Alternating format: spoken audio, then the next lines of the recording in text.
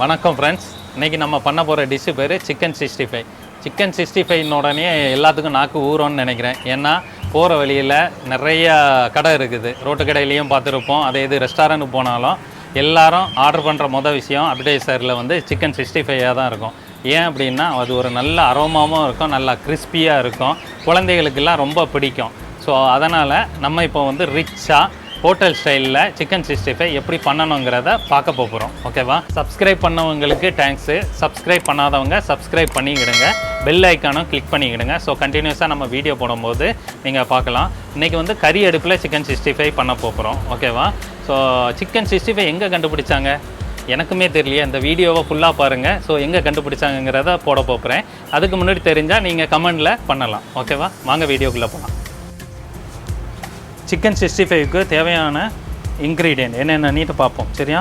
Chicken வந்து 200 gram எடுத்துருக்குறோம்.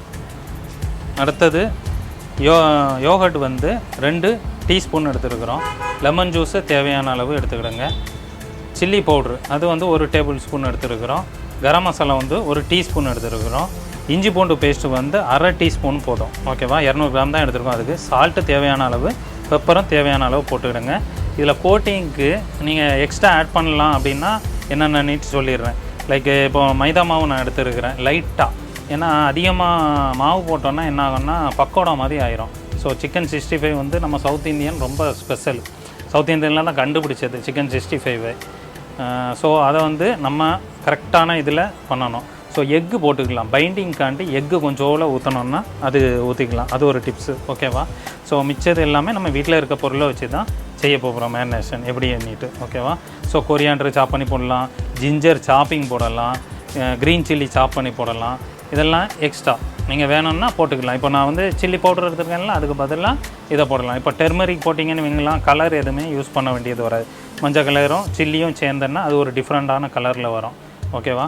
So இதுதான் இன்க்ரீடியண்ட் எல்லாமே. இதை எப்படி மிக்ஸ் பண்ணணுங்கிறத, மேரினேஷன் பண்ணுங்கிறத பார்ப்போம். சிக்கன் முதல்ல நல்லா ஸ்டெயின் பண்ண சிக்கனு ஸ்டெயின் பண்ணிவிட்டு வாஷ் பண்ணி வச்சுருந்த சிக்கன் போடுறோம். ஸோ செகண்ட் வந்து இஞ்சி பூண்டு பேஸ்ட்டு,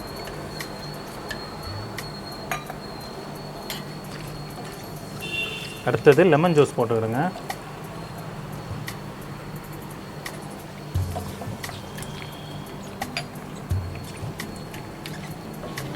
அடுத்தது தயிர்,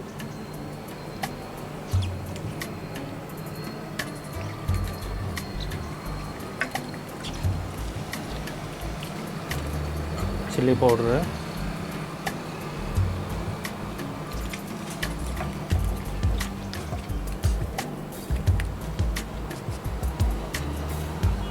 கரம் மசாலா,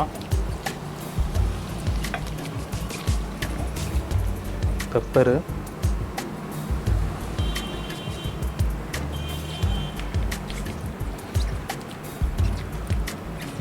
ஸோ கலர் வந்து யூஸ் பண்ணுறீங்க அப்படின்னா ரெட் கலர் யூஸ் பண்ணிக்கலாம். ரெட் கலர் வந்து தண்ணியில் லைட்டாக மிக்ஸ் பண்ணிவிட்டு அதுக்கப்புறம் போட்டுக்கிடுங்க. ஓகேவா? ஸோ இது வந்து கலர் கொஞ்சம் டல்லாக தான் இருக்குது. நான் என்னமோ வந்து எக்கு கோட்டிங் வேணும்னா எக் கோட்டிங் போட்டுக்கலாம். கருவேப்பிலை போட போகிறேன். ஓகேவா? ஸோ நல்ல ஒரு ஃப்ளேவர் கொடுக்கும் கருவேப்பிலை போட்டோன்னா ஃப்ரை பண்ணும்போது. கோட்டிங்க்கு வந்து மைதா மாவு போட்டுடலாம். இப்போ இதை வந்து ஒரு 45 மினிட்ஸு தனியாக நான் எடுத்து வைக்க போகிறேன், நல்லா மேரினேட் ஆகிறதுக்காண்டி. ஓகேவா? ஸோ இப்போ வந்து மைதா மாவை ஆட் பண்ண போகிறேன். கோட்டிங்காண்டி லைட்டாக போட்டுடுங்க மேலே. ஓகேவா? ஸோ கலருக்காண்டி ரெட் கலரும் மஞ்சளும் லைட்டாக ஆட் பண்ண போகிறேன். ஸோ அப்போ வந்து நல்ல ஒரு அட்ராக்ஷன் கலர் வரும். கலர் வந்து ஆப்ஷனல் தான், அட்ராக்ஷனுக்கு மட்டும்தான் தவிர வேறு ஒன்றும் இல்லை. காஷ்மீரி சில்லி பவுடர் நீங்கள் நிறையா போட்டிங்கன்னாலும் அதுலேயும் உங்களுக்கு கலர் வந்துடும். ஓகேவா? ஸோ மஞ்சள் போட்டுக்கிறேன், கலர் ஆட் பண்ணிக்கிடுறேன். ஆயிடுச்சு. நம்ம கறி அடுப்பில் எப்படி ஃப்ரை பண்ணி எடுக்கணுங்கிறத பார்க்க போகிறோம். ஓகேவா? ஸோ இதில் வந்து நிறைய ஃப்ளார் போடலை, உங்களுக்கே தெரியும். இதில் பார்த்தீங்கன்னா ஸோ நிறைய ஃப்ளார் போட்டிங்கன்னா மைதா, இப்போது சிலவங்க எப்படி போடுவாங்கன்னா கடலை மாவு போடுவாங்க. கடலை மாவும் அரிசி மாவும் மிக்ஸ் பண்ணி போடுவாங்க. ஸோ அந்த மாதிரி போட்டால் கூட நல்லது தான். ஆனால் லைட்டாக போடுங்க. ரொம்ப ஃப்ளார் இருந்துச்சுன்னா உங்களுக்கு வந்து டேஸ்ட்டே இதுங்காது, பக்கோடா மாதிரி மாறிடும். ஓகேவா? ஸோ நான் இப்போ இதை போட்டு எடுப்போம்.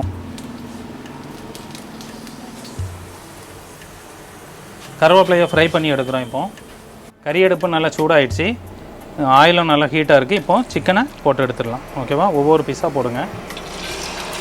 சூப்பராக ஹீட்டாக இருக்குது, பொரிஞ்சு நல்லா வருது.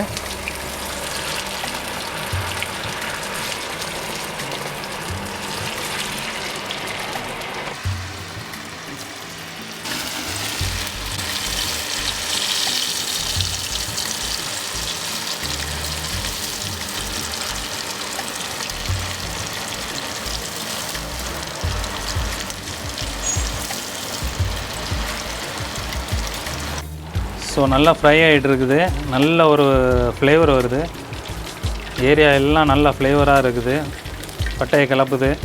நீங்களும் வீட்டில் ட்ரை பண்ணுங்கள். பாருங்கள், கலர்லாம் சூப்பராக வந்துருக்குது. கருவேப்பிலை போட்டதுனால அந்த கருவேப்பிலையோட ஸ்மெல்லும் நல்லா இருக்குது.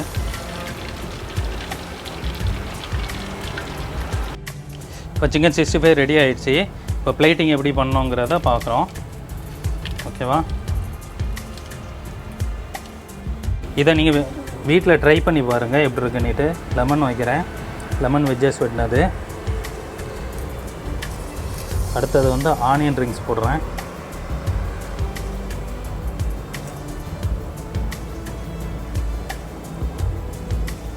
ஓகேவா? வீட்டில் நீங்கள் இதையும் ட்ரை பண்ணி பார்த்துட்டு எப்படி இருக்குங்கிறத கீழே கமெண்ட் பண்ணுங்கள்.